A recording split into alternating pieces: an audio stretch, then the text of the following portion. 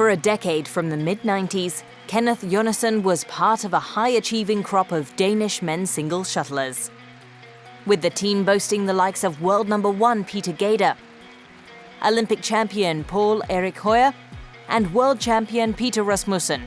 Denmark was a formidable force. Badminton Unlimited took a trip down memory lane with Danish head coach Jonassen as he shared with us the experiences of his playing days.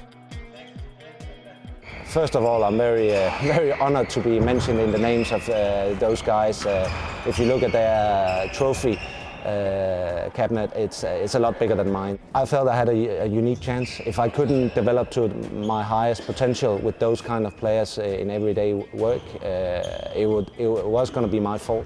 So I just had to stick in, and the competition was fierce on in everyday practice. So I had to find my own kind of way through that, to be in particular physically very strong, very determined, and be a little bit more patient than some of the other players at that time. Reputed for his fighting displays on court, Jonassen was known to be a very hard opponent to face. The Dane might not have been the craftiest or most skillful player of his time, but he would never give up the fight until the end. You know, if you're not overly gifted with skills at all times, then you kind of have to develop other areas where you can compete, and being a fierce competitor kind of was my style, to get inside the head of my opponent, to say, okay, if you're going to beat me today, it's going to be a long, grueling match, so if you're not up to it, you are going to lose. The big, hard-fighting Dane was often ranked among the top men's singles players of his era, but was often overshadowed by compatriot Peter Gade. Jonassen took silver 4 times at the European Championships, 3 of those involving losses to Gade in the final.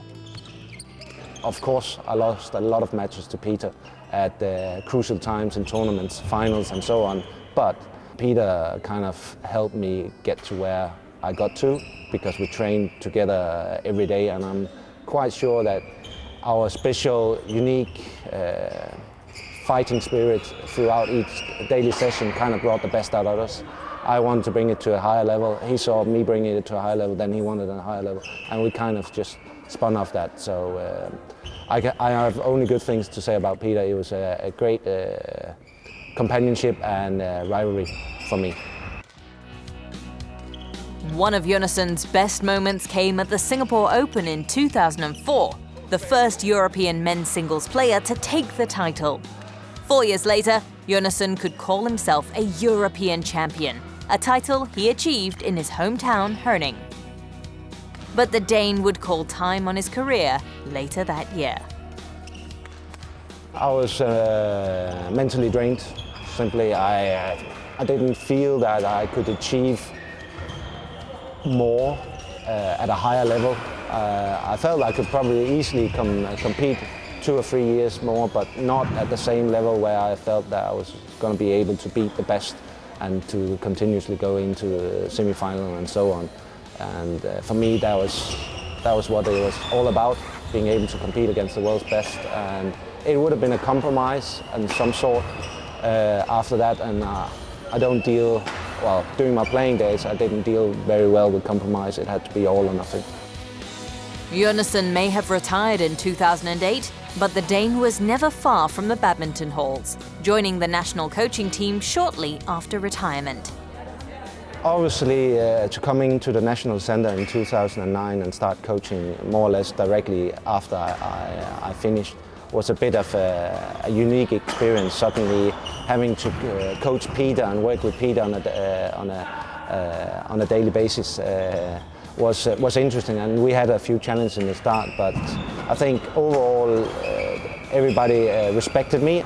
It took a lot of hard work to kind of make the transition as smooth as possible. I had a lot of help from my colleagues and Chief of Sport, Finn and Lars and Klaus Poulsen at that time to kind of guide me through. Jonassen then left Denmark for a 3-year stint as head coach of England, before returning to the Danish halls again in 2013 as assistant coach.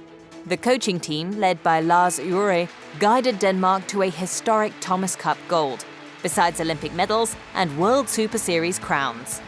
With Ure retiring at the end of 2016, Jonassen was the natural choice to take his place. It's a huge responsibility to become a head coach here in Denmark. It's kind of top of the ladder, so to speak. We have a great history and a lot of results, obviously, which we want to try to achieve again and better if that is possible. We're working with new generation, older generation. We have a mixture of everything, so I'm just looking at it as a great challenge, and I believe that we kind of have the team of coaches that have the right passion that can kind of bring us into the next level, so to speak. The Big Dane begins a new chapter in his coaching career, and he'll be looking to lead his Chargers to greater heights. With Kenneth Jonassen at the helm, Denmark can be confident that its badminton future is in safe hands. Hard work, discipline, open-mindedness to new ideas. I work very hardly together with our experts on various of different areas and just keep developing, never being satisfied, finding those new 5-10% around in every corner, and just kind of holding players up to what we discussed. It's not me doing the hard work, it's going to be the players. I'm very good at bringing ideas into how to improve, but I never dictate anything to the players. It has to come from within each one of them. And so far they've shown me great support and belief that we can do this together.